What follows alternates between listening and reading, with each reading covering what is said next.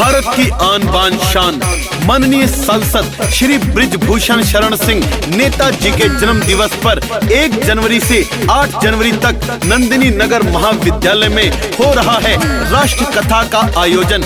राष्ट्र कथा कहने के लिए आ रहे हैं महाराज रितेश्वर जी। सभी सनातनियों को जगाना है, हिंदू राष्ट्र बनाना है। और ये गीत सुशील मिश्रा अमेरिका वाले भैया जी की तरफ से नेताजी के लिए समर्पित। नेताजी जुग जुग जियो।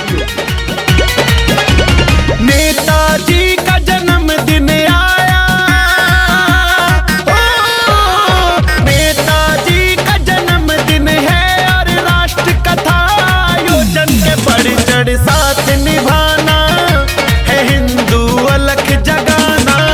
राष्ट्र प्रेम होता क्या है सबको सिखाया यहाँ जाएगा।